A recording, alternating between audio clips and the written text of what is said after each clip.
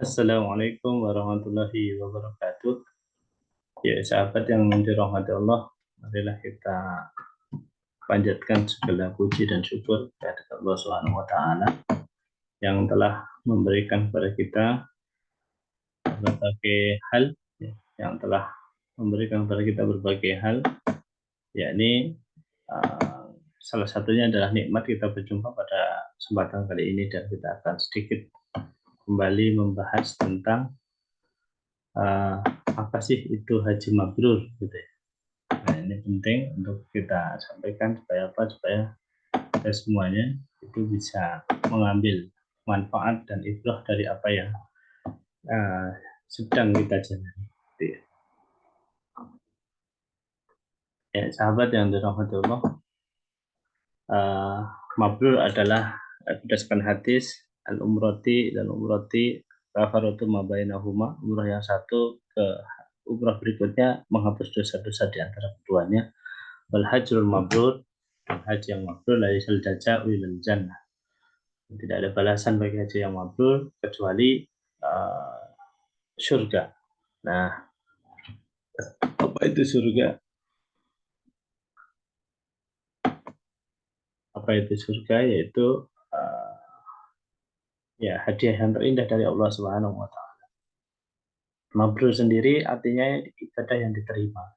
Sehingga haji yang mabrur itu adalah haji yang diterima oleh Allah Subhanahu wa taala, yang secara fikih berarti memenuhi semua rukun, sunnah, syarat wajib, syarat sahnya, dan sunnah-sunnah daripada ibadah haji itu sendiri. Ya, kenapa haji mabrur balasannya surga? Ya, tentu saja ini adalah hak prerogatif Allah Subhanahu wa taala sebagai rahmat dari Allah Subhanahu wa taala untuk kita semuanya. Nah, kemudian apa sih indikasi dari haji mabrur itu? Haji mabrur itu adalah setelah kita pulang dari ibadah di tanah suci untuk menunaikan ibadah haji maupun umroh, maka kita menjadi semakin zuhud di dunia untuk menggapai akhirat. Jadi memang berbeda ya situasi kondisi psikologis kita ketika sebelum berhaji dan setelah berhaji, sebelum umroh dan setelah umroh pasti berbeda. Kalau sebelum umroh itu kayaknya uang itu menjadi sangat prioritas, nah setelah haji atau umroh biasanya uang itu menjadi tidak prioritas ya. Dalam arti tidak prioritas itu adalah ya tadi pemanfaatannya itu bukan untuk diri sendiri, tetapi untuk kemaslahatan umat, dan ini adalah yang diinginkan oleh Allah Subhanahu wa taala. Setelah kita berumroh ataupun berhaji, maka kita kemudian tidak bisa menumbuhkan rasa empati sosial, kepedulian kepada sekitar kita untuk sama ya, supaya sekitar kita itu senantiasa berada dalam hidayah dari Allah Subhanahu wa taala, menggapai ketakwaan, kecintaan kepada Allah Subhanahu wa taala.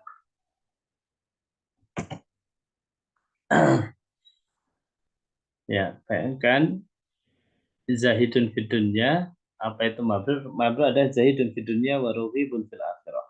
Ya, jadi semangat untuk zuhud di dunia untuk menggapai akhirat, menjadikan semua aktivitas duniawi bernilai akhirat, dan setiap amal di bumi bernilai langit.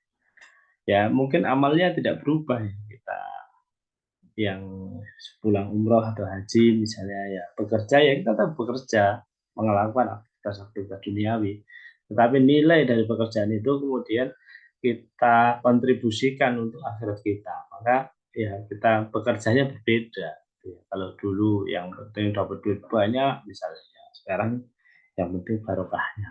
Itu duit banyaknya tetap, tapi ada barokah yang lebih kita prioritaskan. Kemudian ya, setiap amal di bumi bernilai langit ya. Kita ya kegiatan rumah tangga kita biasa. Cuma kalau dulu tidak diniatkan untuk akhirat, nah sekarang kita niatkan untuk akhirat. Melakukan ibu-ibu misalnya melakukan pekerjaan rumah tangga ya, itu diniatkan untuk akhirat sebagai upaya menggapai ridho suami, sehingga kemudian menjadi keridhaan Allah Subhanahu wa taala. Kita sering besuk menjenguk orang tua kita, yaitu aktivitas dunia sebelumnya ya karena bakti kita kepada Allah Subhanahu wa taala, bakti kita kepada orang tua kita. Kemudian itu lebih kita maknai lagi sebagai aktivitas akhirat. bahwa ya seyogyanya lah kita berbakti kepada orang tua kita selagi kita masih hidup. Menyekolahkan anak, mendidik anak juga sama ya. Ya, urusannya adalah bagaimana kemudian kita bisa mengelola itu dengan baik ya sesuai dengan apa yang dikehendaki oleh Allah Subhanahu wa taala. Alhamdulillah yang dirahmati Allah, maka ada beberapa karakteristik mabrur yang perlu kita kenali, yaitu yang pertama adalah orang yang Allah amanahkan baginya haji dan umrah yang mabrur, itu akan merasakan akhirat lebih berharga dari dunia, sehingga dirinya itu akan terus gitu ya, mengorientasikan tadi amal-amal dunianya, amal-amal hariannya itu sebagai amal-amal akhirat, sebagai pemulung amal, sebagai apa kreator amal akhirat. Kemudian yang berikutnya adalah senantiasa terikat kepada Allah Subhanahu wa taala. Ala bidzikrillah tatmainnul qulub, baik dalam berdiri, dalam duduk maupun dalam tidurnya itu senantiasa ingat kepada Allah Subhanahu wa taala, memenuhi semakin berupaya untuk memenuhi hak-hak Allah Subhanahu wa taala. Yang berikutnya mudah ikhlas ya. Karena ikhlas ini perlu latihan ya. Sebelumnya sebelum berhaji atau umroh kita tidak pernah ya effort yang besar gitu ya. Misalnya untuk apa membantu berinfak di jalan Allah kan tidak pernah semahal untuk berangkat haji dan umroh. Kemudian ya setelah haji dan umroh kita infak di bawah pendaftaran umroh atau di atasnya itu tidak masalah. Kenapa? Karena kalau memang pas ada itu dan Allah berikan rezekinya itu tidak mahal. Kenapa? Karena kita sudah semakin mudah dipermudah oleh Allah Subhanahu wa taala untuk merasakan keikhlasan hati. Kita bisa belajar ya bagaimana pelatihan untuk menjadi hamba yang mabrur, yang merasakan bisa memprioritaskan akhirat, bisa senantiasa terikat dengan Allah Subhanahu wa taala itu melalui beberapa hal yang kita laksanakan ketika menunaikan ibadah haji maupun umroh. Ketika kita mengenakan kain ihram, hadirin yang dirahmati Allah, kita akan merasakan nikmat akhirat lebih berharga dari dunia. Kenapa? Karena kain ihram itu hanya beda tipis dengan kain kafan. 2 lembar juga sama putihnya, sama tidak berjahitnya. Apakah kain ihram penuh dengan kebanggaan dunia? Enggak. Cuma 2 lembar kain saja yang menutupi tubuh kita. Kain ihram mengingatkan kita bahwa semua simbol kebanggaan dunia, bahkan peci pun dilepas. Ya. Peci yang mahkotanya, ya, mahkota bagi kita itu pun dilepas. Kain ihram adalah sarana bagi kita untuk mempersiapkan kematian kita. Karena makanya ada sebagian umat yang meyakini bahwa ingin dikuburkan bersama kain ikhramnya. Ya. Kenapa? Supaya kain ikhram yang digunakan itu kemudian menjadi syafaat, menjadi pembela. Kenapa? Bahwa ini saya adalah bukti bahwa saya telah diajak menjalankan ibadah haji dan umroh. Dan semoga juga diterima oleh Allah Subhanahu wa taala. Tawaf ya, ya. Di antara ibadah-ibadah haji yang lain yang pokok ya adalah utama. Tawaf itu dilaksanakan baik ketika umrah maupun haji dan dia adalah bagian ya dari sempurnanya karena termasuk rukun. Intinya apa tawaf itu? Yaitu adalah bahwa kita senantiasa ingat kepada Allah Subhanahu wa taala. Ala bidzikrillahi tatmainnul qulub. Ingatlah bahwa dengan mengingat Allah hatimu menjadi tenang gitu ya. Nah, kalau ingat Allah dan kita merasakan betul ya bagaimana ketika di Masjidil Haram kita tawaf baik dalam rangka tawaf umroh, baik dalam rangka tawaf haji maupun dalam rangka tawaf sunnah, ya, kita bahagia yang luar biasa. Ya, ketika memasuki haram, ya, kemudian kita disunahkan tawaf dan kita menjalankan tawaf di situ, kita sebenarnya ya pas capeknya pasti ada, tapi rasa bahagia itu mengalahkan rasa capek yang tadi berputar 7 kali putaran itu, masya Allah. Ya. Nah, ini adalah anugerah dari Allah Subhanahu wa taala bagaimana apabila orang yang sudah berhaji atau berumroh itu akan dimudahkan untuk selalu ingat kepada Allah Subhanahu wa taala. Dimudahkan ingat kepada Allah Subhanahu dan Allah akan berikan peringatan-peringatan supaya kita segera ingat kembali kepada Allah Subhanahu wa taala. Kemudian sa'i, ya. Dari ibadah sa'i kita belajar bahwa sa'i adalah menerima. Di antara pelajaran yang paling mahal dari sa'i yaitu diajarkan oleh Siti Hajar, yaitu bahwa ya beliau menerima ketika berpamitan, ya, berpamitan Nabi Ibrahim alaihissalam kepada Siti Hajar, saya harus pergi meninggalkanmu. Nah, Ibrahim tega kamu, gitu ya. Sampai 3 kali atau bahkan diceritakan sampai 3 kali, tapi mungkin fragmennya sebenarnya lebih dramatis. Karena bagaimanapun seorang istri yang sedang punya bayi kemudian diberitakan untuk ditinggalkan di padang yang gersang. Tapi ketika Ibrahim ya ingin tinggal, gitu ya. Seorang bapak ingin tinggal menemani istrinya untuk membesarkan putranya, tetapi apa yang terjadi karena tugas dari dakwah itu, gitu ya, maka Ibrahim diminta oleh Allah Subhanahu Wa Taala untuk meninggalkan Siti Hajar sebagai pelajaran bagi kita bahwa seorang perempuan, ya, Siti Hajar pun yang sedang menanggung beban yang sedemikian beratnya, yaitu bayi Ismail alaihissalam, ya, dia ditinggalkan di padang gersang. Apa yang beliau lakukan pada akhirnya ketika Nabi Ibrahim ditanya oleh Siti Hajar, apakah ini perintah Allah? Iya. Itulah jawaban yang paling melegakan bagi kedua pasangan itu, dan kemudian ya akhirnya Siti Hajar dengan berat hati melepaskan, ya. Silahkan kalau memang ini perintah dari Allah Subhanahu wa taala.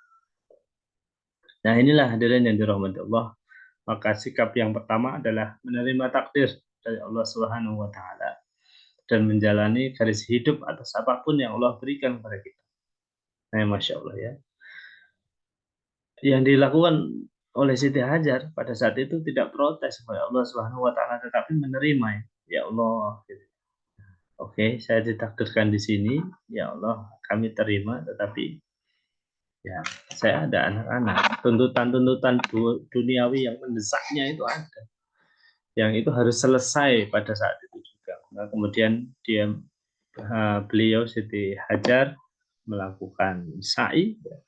Setiap kali melihat seperti ada genangan air, maka beliau jalani garis hidupnya untuk mencari air itu sampai kelelahan, sampai 7 kali, dan kemudian Allah abadikan sikap menerima takdir dari Allah itu dan menjalani garis hidupnya, ya, atas apapun yang diberikan oleh Allah itu kemudian diabadikan oleh Allah menjadi apa? Ibadah, ya, rangkaian ibadah umrah maupun haji yang mesti kita lakukan. Kita mesti beritiba dan bisa menerima pelajaran dari umrah dan sa'i, ya, bahwa ya tadi takdir dari Allah itu ya harus kita terima apapun kondisinya dan menjalani garis hidup, ya, sesuai dengan apa yang Allah berikan.